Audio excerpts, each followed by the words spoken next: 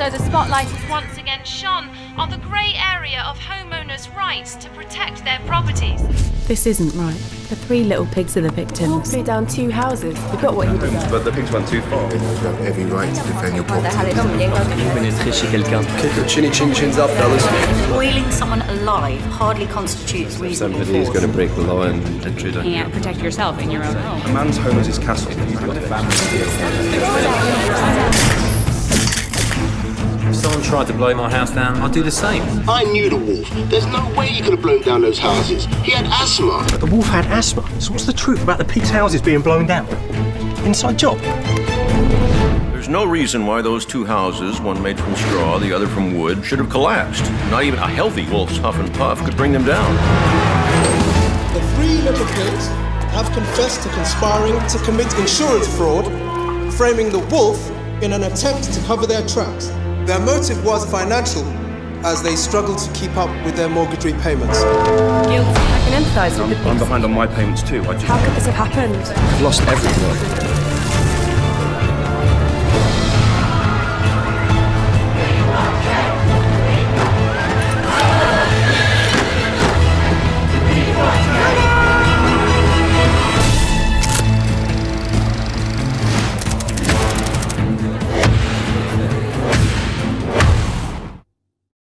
Hello, my name is Agathe Guerrier. I'm a strategy director at BBH. I've worked here for 3 years and I work on Axe, which is called Links in the UK, The Guardian and Old El Paso.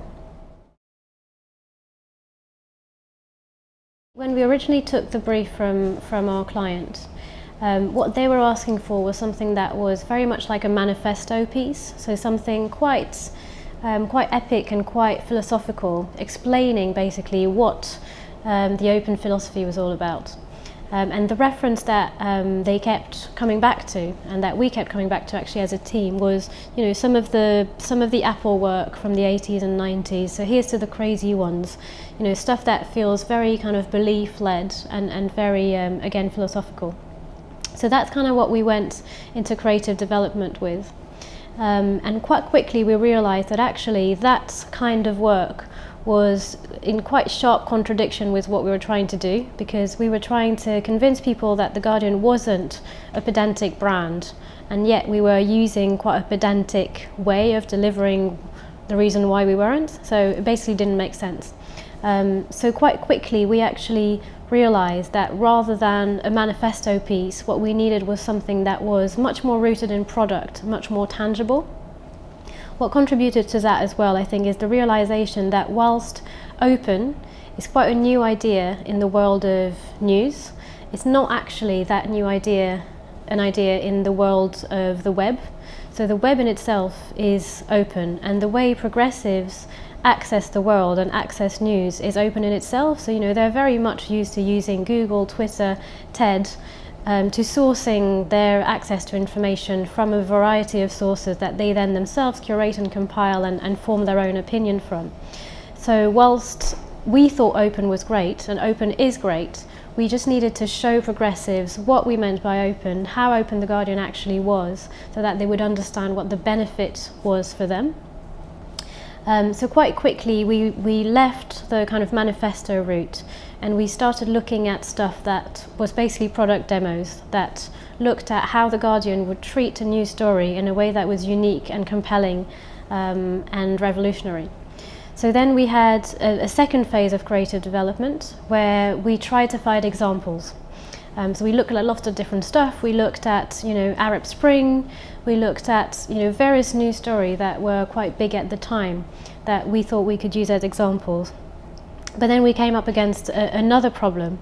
And actually there were 2 problems. One was it felt like it would date quite quickly. So it felt like actually, you know, that would be in the news now. But even by the time we'd actually shot the ad and put it on air, which would be at least 8 weeks, that might already be kind of old hat. So that was the first issue. The second issue is that it felt very kind of inwards as a point of view. So it felt like it was very much about us and how we do things, but not so much about what you, the reader, get out of it. So that's when we started actually shifting the focus from open, the how, into the what, into the consumer benefit of open. So that's at that point that we revisited a line which is 25 years old, which is the whole picture. So we decided to go back to the whole picture as the key end line for The Guardian, and also the key benefit of what open journalism delivers, which is that by bringing all these points of view together, by curating the most comprehensive account of the world, we give you the richest possible understanding of what's going on. And then, so what we did then was try and find a story that wasn't a new story, so a story that wouldn't age, and a story that would enable us to show people what the benefit of open was. And quite quickly we got to fairy tale, I think, because a few reasons. Everyone knows fairy tales, so that was, a universal and timeless story that everyone would understand. But also, fairy tale are a very good example of a closed form of communications. There's only been one telling of the story ever. And actually, giving a new interpretation of the ending of a story tale as a way of demonstrating what the benefit of open is seemed to us like, really interesting strategically and creatively. So that's how we got to fairy tales, and that's how we got to Three Pigs, and to a piece of content that is basically telling you the story of what happens between the three pigs and the wolf like you've never heard it before. So allowing the world to contribute into the interpretation of what happened there, but also linking the story of a murder, so quite an individual story, with a bigger story about an economic crisis and what drives people to do things. So yeah. So when it came to campaign deployment, there was a few things we had to take into consideration. The first one was obviously we're a media brand, so we needed to make the most of our own channels to tell our own story. The second thing was our audience. So progressives are not defined by demographics, they're defined by a certain attitude to the world. So there are people who embrace change and who think that things can change for the better. So that was the second ingredient. And then the third ingredient was money, because The Guardian is quite a small brand. It's not Unilever or Procter & Gamble. So we had to be quite smart in the way we deployed the campaign in order to get maximum reach from quite a small media investment. So as a result, we had a campaign which was very focused on partnerships as a way of getting more out of our investment by really partnering up in clever ways with partners who we felt were close to us from the point of view of values and from the point of view of audiences as well. So we had two key partners. One was Channel 4 and the second one was Google. So Google enabled us to basically really propagate the campaign content on YouTube in a way that went way beyond what we could have afforded with mere media investment. So we did a homepage takeover on YouTube on the day that the campaign launched, and then we followed up with lots of pre-rolls. On Channel 4 we had a few select spots, again what we call Super Bowl spots. So they're not actually during the Super Bowl, but they're the equivalent in terms of big broadcast moments that really create fame for a creative idea, because you've got lots of people watching at the same time, you've got lots of second screen experience going on. So they were the two key partners. We also rolled out the campaign in cinemas through a partnership with Picture House, and then we did lots of video seeding to make sure that the video would be seen by as many people as possible. The campaign's performance was measured on two levels. There was quite a large proportion of the media that went against digital channels. On this we measured performance at a channel level, so we looked at things such as views of YouTube videos, click-throughs, shares, likes, so indicators of participation and engagement. And then at the campaign level overall, we looked at two key measures. One had to do with the primary campaign objective, which was to change perceptions of The Guardian. And there we used our brand tracker, which is basically a tool that enables us to understand how The Guardian is perceived.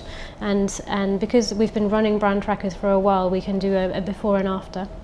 So what we saw there is that on the item modern, we saw a jump 35% up from before the campaign period, and we also saw innovative and appeals to me grow by 26% post-campaign period. And then secondarily we also looked at traffic to guardian.co.uk, because we also wanted perception change to trigger behaviour change and people to start coming to The Guardian as their primary news destination. And the result of that was by September 2012, so 6 months after the launch of the campaign, The Guardian became the third biggest quality news brand online globally. So in terms of campaign integration, what we looked at was an approach that was very much based around creating a narrative arc rather than going matching luggage. So the campaign actually has quite a few different incarnations in terms of tone of voice, but also art direction. So there was the first phase, which was all about creating curiosity, so the kind of seeding phase, and it was actually quite short, probably about 10 days. And we used mostly our own channels and a little bit of guerrilla marketing as well. And that was all about getting people, curious and interested about the idea of the retelling of the Three Little Pigs story.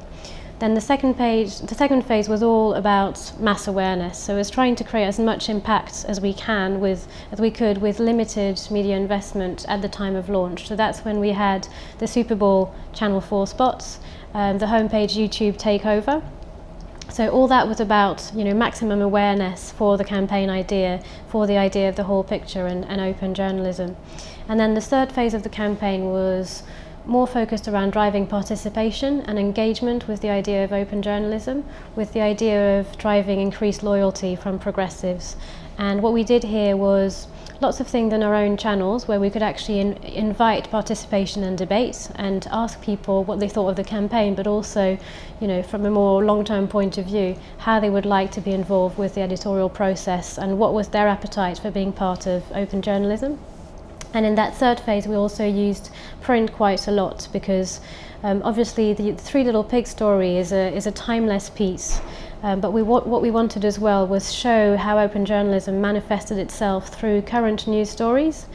So we used press to bring to life the idea of participation and openness through very tangible examples of stories that were in the news at that time.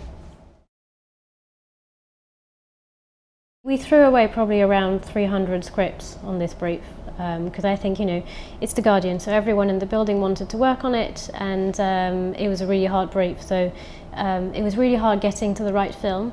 I think looking back on it, we did get to the right film, so I don't think we could have done anything better in film than Three Little Pigs was. I think our longing is for a campaign that would have had participation more baked in, really genuinely at the heart of it. So, for example, filming different endings and letting Guardian readers actually decide on what they thought was the closest version to the truth. So things like that we would have loved to have done. I think what we're incredibly excited about is that this is the first chapter in our collaboration with The Guardian. And we're looking to create something that is a lot more engagement focused as the next chapter, so something hopefully that will be coming out later this year.